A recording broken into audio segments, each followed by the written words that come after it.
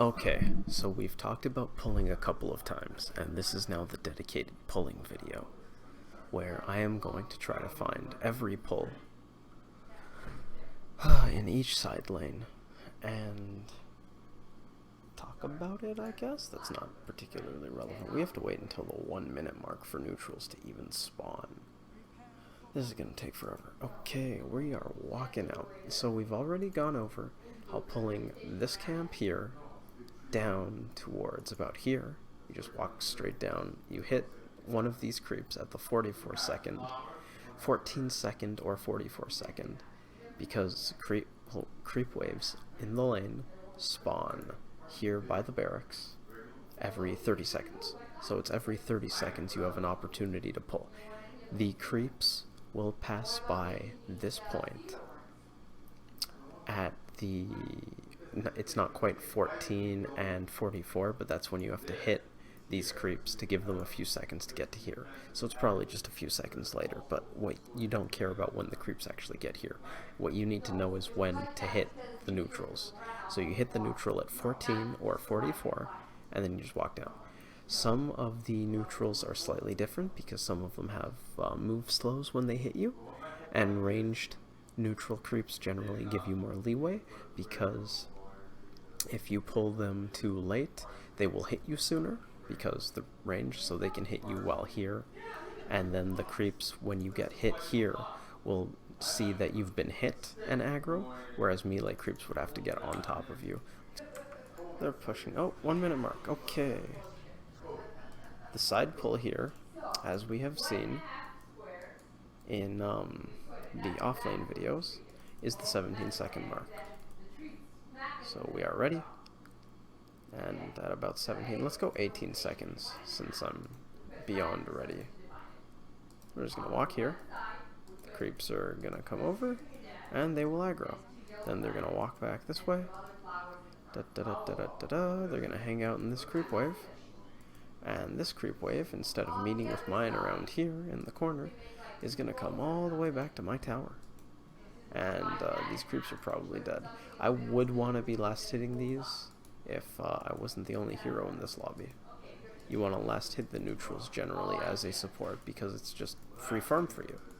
If your support doesn't need you if your core doesn't need you ASAP, you should be getting those last hits and getting these denies so that this lane doesn't double up. Because if you get those denies, you just take a creep wave right out of the game. And that's kind of insane. They just lose a creep wave worth of XP and gold. I don't think I'm getting that. No, the tower is. Okay, so this camp has respawned. That's the main pull for the offlane. I believe it's around the 50-second mark. You can pull up to here, but for that one you really gotta push the wave. I probably miss it now because I did that.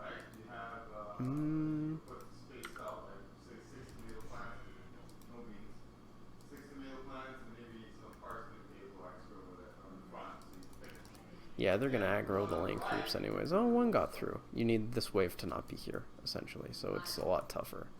You need the wave to actually be static over by the tower, just in front of the tower, which actually does happen if you need that pull, because the enemy core and the enemy support absolutely want the lane to be static up here. That grossly benefits them. So like here, let's push this. Let's push this lane a little more.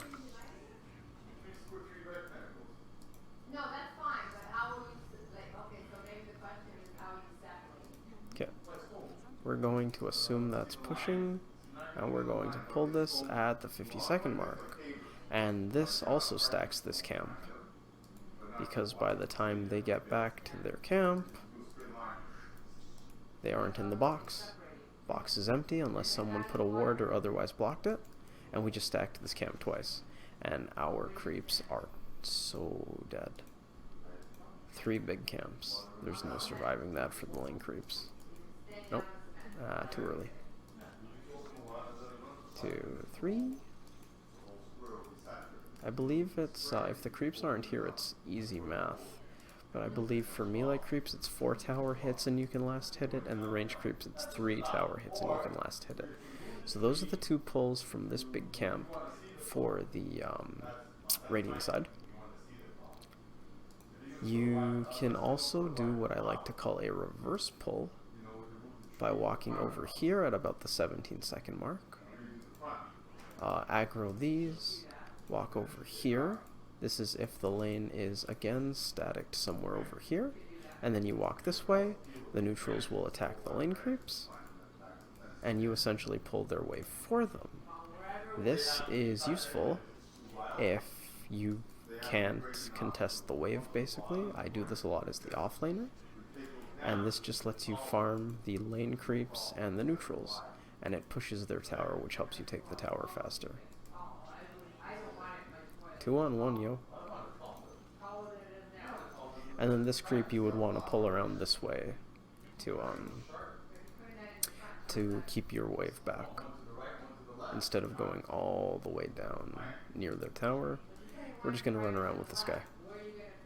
And this is a little trick I like to do to not get absolutely smoked when the wave is staticked at their tower. And now the wave's way back here. Sometimes results in you missing a wave as the offlaner, but if your support's doing it, it's pretty friggin' pog. What other pulls on Radiant? I believe that's all for the Radiant offlane, so we're just gonna walk across the map real quick. Can I get Tranquils? Tranquil boots, please and thank you. And another Wind Lace, please. I need move speed. This is technically not good to show with pulling, because pulling relies on being in position for the pull. That's the why I think personally that support is more complex, quote unquote, at a very basic level, because a lot of the creep aggro and CS that I've gotten into is actually tough to pull off, and it takes a lot of practice. Pulling, so that's like a more advanced kind of thing in my mind, whereas pulling is just hit neutrals at this particular time and you're done. So it's a lot easier mechanically, so basic level, but you have to remember that you have to pull. So you have to be here making space for your core and then go, oh, it's the 14-second mark, I already missed the pull, shit. Granted, we can get this pull. I can't chop the tree down because I do have tangles, but I won't make it in time. We showed this one anyways recently, in the previous video even. This lane's gonna push because I do that. We cut this tree, and we're gonna wait for the creep wave to get under our tower and actually see what time that is. That it happens 55 seconds? Oh, even later. 56-ish. The creep wave passes under the tower. We walk over here, they aggro, the camp is stacked.